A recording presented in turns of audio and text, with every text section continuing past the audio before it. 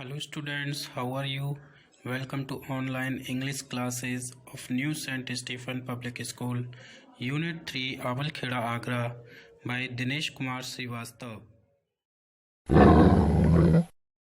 Students, today in this video, I will explain you the third poem from our poetry section, A Tiger in the Zoo.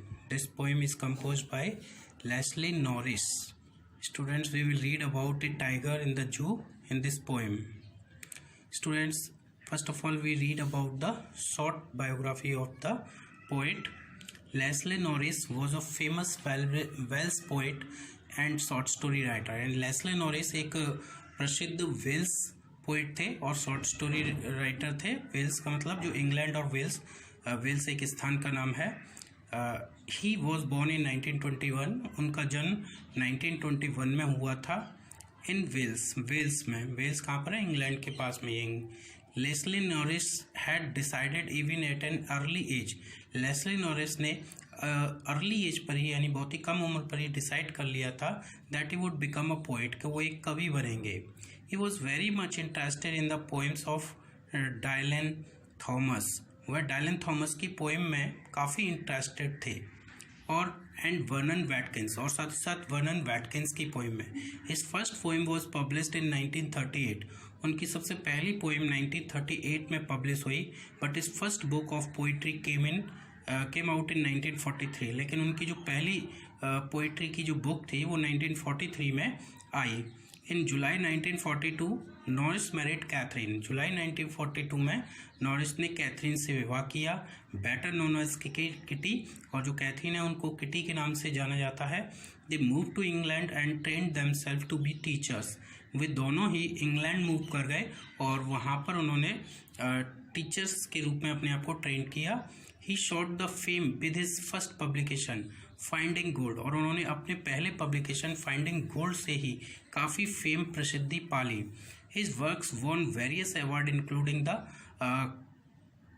कोलमोंडेली poetry prize. उन्होंने बहुत सारे award भी जीते जिसमें कोलमोंडेली poetry prize भी था and the Katherine Mansfield memorial award. Leslie died in 2006 में उनकी मृत्यु हो गई.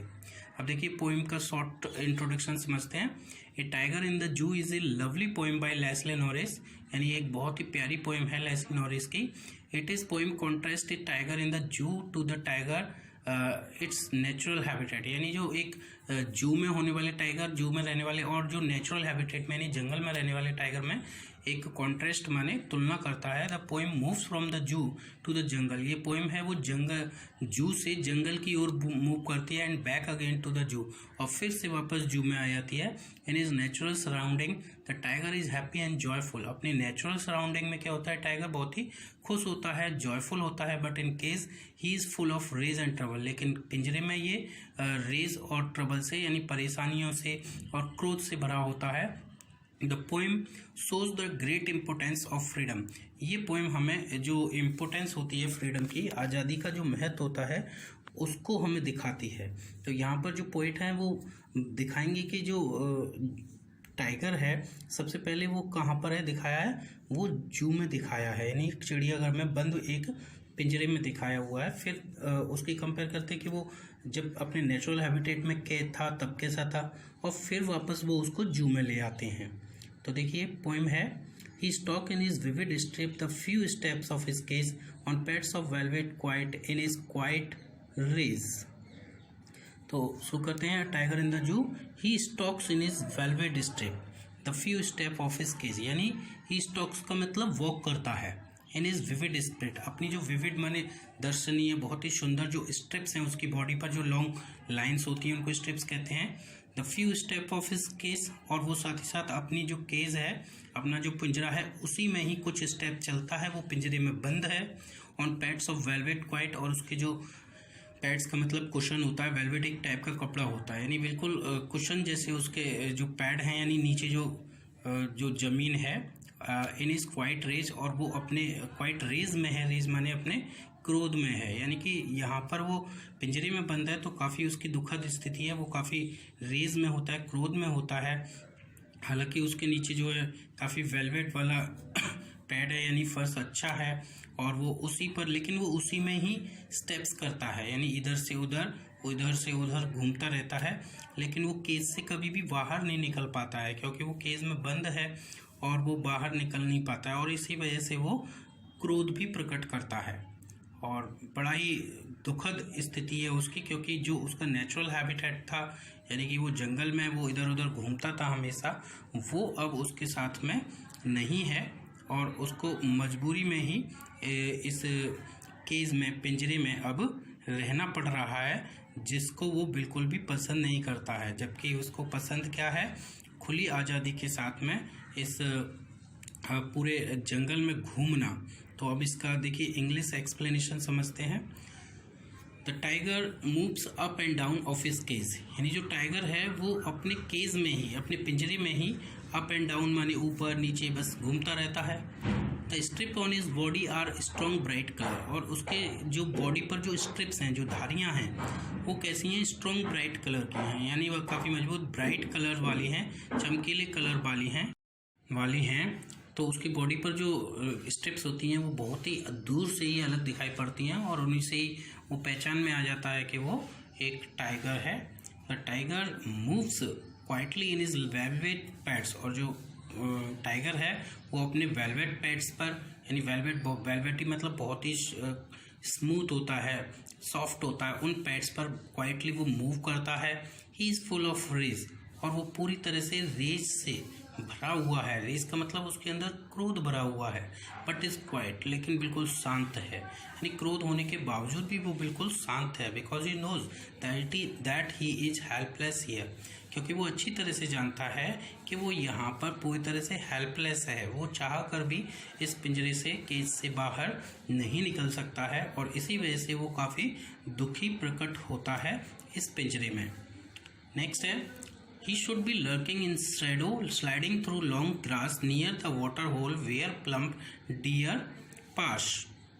तो शुरू करते हैं। he should be lurking in shadow, sliding through long grass, यानी वह अगर जंगल में होता, यहाँ पर जंगल वाली स्थिति बताई जा रही है, तो अगर वो जंगल में होता तो वो शैडो में, यानी जो पेड़ की छाया होती उनमें लर्किंग माने कहीं ठहर जाता, वेट करता, स्लाइडिंग थ्रू लॉन्ग ग्रासेस, और जो लंबी लंबी घास हैं उसमें स्लाइड करते हुए, यानी स्मूथली स्लोली वॉक करते हुए वो वहाँ से गुजरता। नियर द वाटर होल, और किसके पास से होकर के गुजरता? जो वाटर होल है। वेयर प्लम्प डियर पास, जहाँ से जो प्लम्प डियर हैं वो पास होते हैं। कहने का मतलब है कि शेर अपना जो शिकार करता है बड़ी ही अच्छे तरीके से करता है। वो क्या करता है कि जब जहाँ पर वाटर होल होता है, यानी कोई भी वाटर पॉइंट होता है जहाँ अक्सर जो डियर होते हैं वो पानी पीने के लिए जो आते हैं, प्लम्प डियर, छोटे हिरन भी होते हैं और बड़े हिरन भी होते हैं ग्रोन अप, तो जो पानी पीने के लिए अक्सर वहाँ आती हैं, तो जो लॉयन है वो वहीं पर एक लॉन्ग ग्रासेस में धीरे धीरे वॉक करता है और दूर से ही अपने जो शिकार है उस पर निशाना साधे रहता है, और बड़ी पेड़ की छाया में भी वो कभी कभी बैठ जाता है, वहीं चलता रहता है। और जैसे ही उसको दिखाई देता है कि कोई डियर वहाँ से गुजरा है, वहाँ पर पानी के पास पीने के लिए पानी को आया है, तो जैसे ही वो उसके पास में आता है तो लॉयन क्या करता है? लॉयन एकदम से उसके ऊपर अटैक करता है, और अटैक करके उसको अपना शिकार बना लेता है और फिर उसको मार करके खा जाता है। तो ये उसका जंगल में होने वाली एक्टिविटीज़ हैं। तो एक्सप्लेनेशन समझते हैं। Looking at the imprison tiger the poetess is filled with pity, यानी इम्प्रिजन टाइगर, जो पिंजरे में कैद जो टाइगर है उसको देख करके जो पोएटेस है वो पिटी से माने दया से भर गए हैं। He says that the poor tiger should have been in his natural habitat. Poet क्या कहते हैं कि जो पुअर टाइगर है, बेचारा जो टाइगर है, उनको अपने नेचुरल हैबिटेट में होना चाहिए। यहाँ पर पोइटस लिख गया है, पोइट होना चाहिए कि जो नेचुरल हैबिटेट क्या है उसका जंगल है, यानी टाइगर को जंगल में होना चाहिए। Then at this point of the night, और फिर इस रात के इस पॉइंट में, इस समय पर, he would have been lying in the shadows of trees, वो क्या कर रहा होगा? रात के समय में जो शैडोज ऑफ ट्री हैं वहाँ पर लेटा हुआ होगा, and sliding quietly through the long grass, और जो लंबी लंबी घासें हैं उनमें से होकर बड़े ही क्वाइटली माने शांति से, धीरे से, चुपके से स्लाइड कर रहा होगा, मूव कर रहा होगा, they are near the water hole, और वहीं जो वाटर होल है यानी जो वाटर पॉइंट है, he would be waiting for some fat deer, वो क्या कर रहा होगा, कुछ फैट डियर जो मोटे मोटे हिरन होते हैं उनका वो पानी के उस पॉइंट के पास में वेट कर रहा होगा टू पास दैट वे, जो कि उस पानी वाले स्थान से होकर के गुजरने वाला होगा। Thus he would be lying there in expectation of a heavy feast, और इस प्रकार वो वहाँ पर एक हैवी फीस्ट का मतलब दावत, एक बहुत ही भारी भरकम दावत की उम्मीद में वहाँ पर लेटा हुआ होगा। तो इस तरह से ये जंगल वाली स्थिति है उसकी। He should be snarling around houses at the jungle's edge, bearing his white tanks, his claw, terrorizing the village. अब देखिए he should be snarling around, यहाँ फिर से वो पिंजरे में आ गया है, तो he should be snarling around houses at the jungle's edge, यानी जब वो क्या कर रहा होगा, उसे क्या करना चाहिए, he should be snarling around houses, उसे जो घर हैं उनके चारों ओर वहाँ पर वो घूमना चाहिए, वो चारों तरफ घूम रहा होगा। एट द जंगल्स एज, जो जंगल के किनारे हैं, यानी जंगल से जहाँ पर जंगल खत्म हो जाता है और एज का मतलब जो गांव शुरू हो जाते हैं, तो उस जगह को हम क्या कहते हैं, एज, यानी कि जहाँ पर जंगल का अंत हो जाता है, तो वो वहाँ तक घूमता है।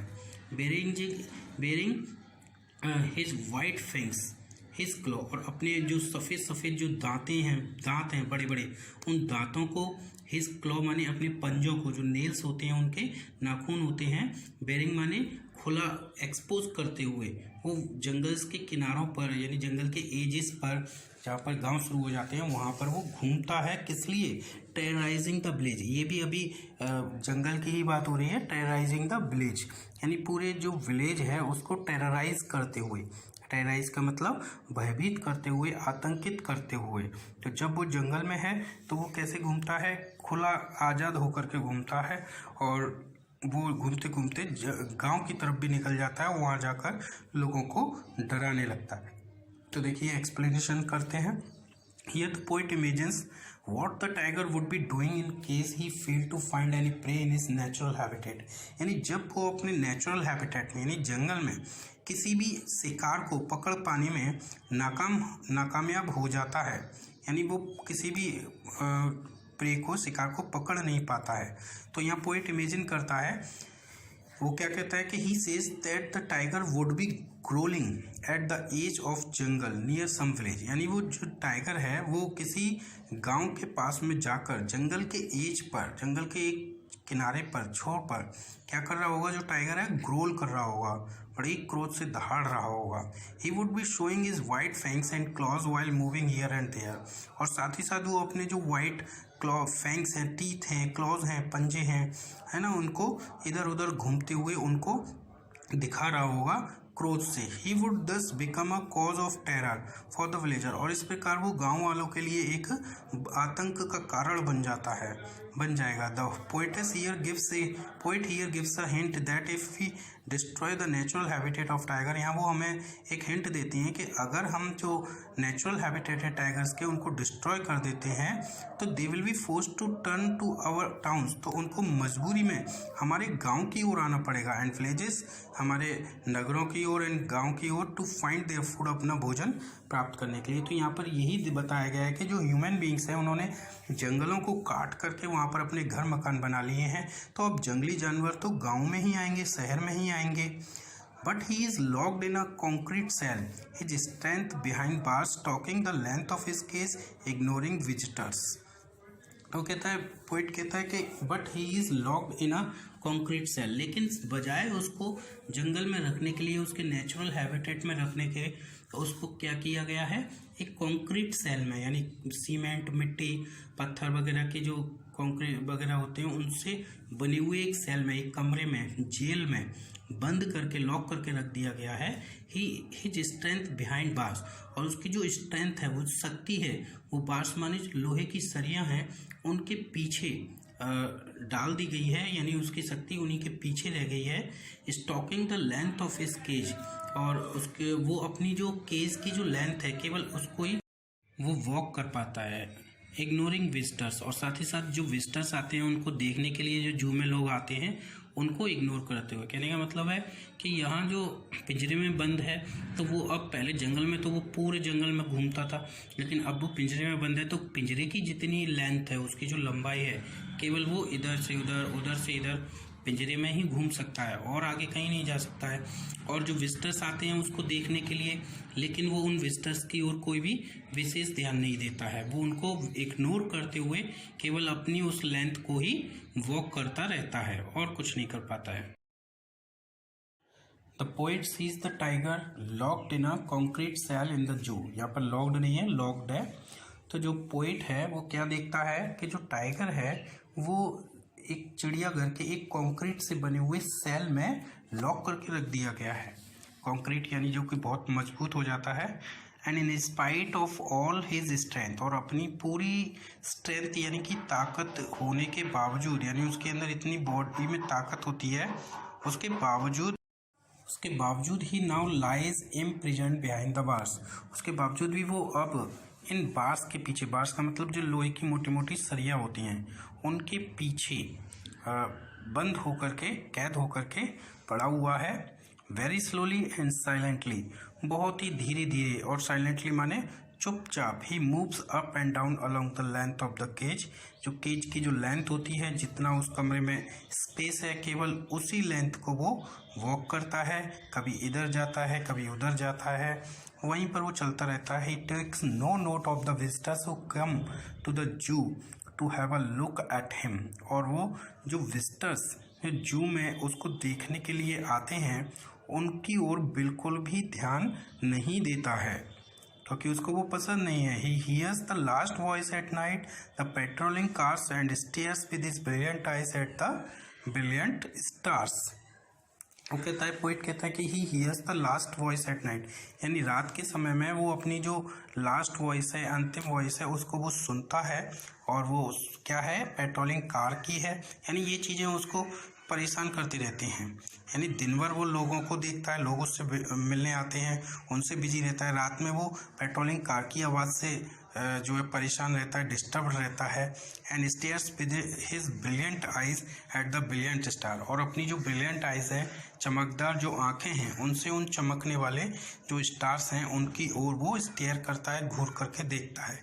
कहने का मतलब है कि जो लॉइन है वो जू के अंदर जब वो बंद है तो वो दिन में भी डिस्टर्ब रहता है। दिन में पूरे विजिटर्स उसको देखने के लिए आते रहते हैं और कुछ ना कुछ बोलते रहते हैं, तो वो उनकी आवाज़ को सुनकर काफ़ी परेशान रहता है।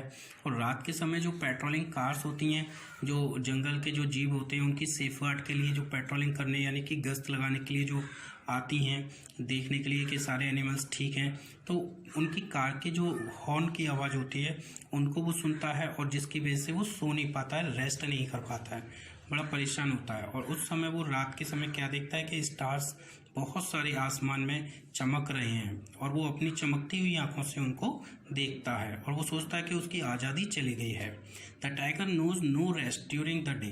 टाइगर को पूरे दिन में बिल्कुल भी रेस्ट नहीं मिल पाता है, बिकॉज ऑफ द विजिटर्स। किसकी वजह से, जो विजिटर्स होते हैं, जो विजिटर वहाँ पर आते हैं, उनकी वजह से वो बिल्कुल भी रेस्ट नहीं कर पाता है। Even at night he remains disturb, और रात में भी वो डिस्टर्ब्ड रहता है due to the noise of the patrolling car. किसकी वजह से, जो पेट्रोलिंग कार्स होती हैं, यानी जो कार वहाँ पर मैंने बताया था गश्त लगाने के लिए रात में पूरे जंगल में घूमती हैं, सारे एनिमल्स को ये देखने के लिए कि वो सभी अपनी अपनी जगह पर हैं कि नहीं, किसी भी तरह से किसी को कोई प्रॉब्लम तो नहीं है। तो वो ये सब देखने के लिए कार घूमती हैं और बड़ा तेज हॉर्न बजाती हैं। वो उनको सुनता है और उसकी वजह से सो नहीं पाता है। He keeps staring at the brilliant stars with his brilliant eyes, और वह लगातार जो ब्रिलियंट स्टार्स हैं, चमकीले जो तारे हैं जो आसमान के अंदर, उनको वो अपनी उन ब्रिलियंट आइज से, चमकती हुई आंखों से देखता रहता है।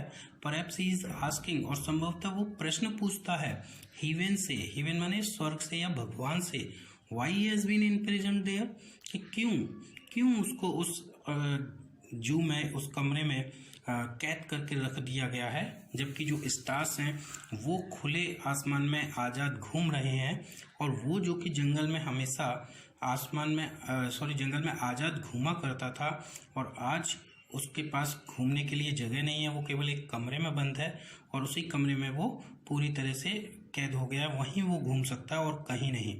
तो स्टूडेंट्स, आपको ये पोएम समझ में आ गई होगी। So thank you for watching this poem.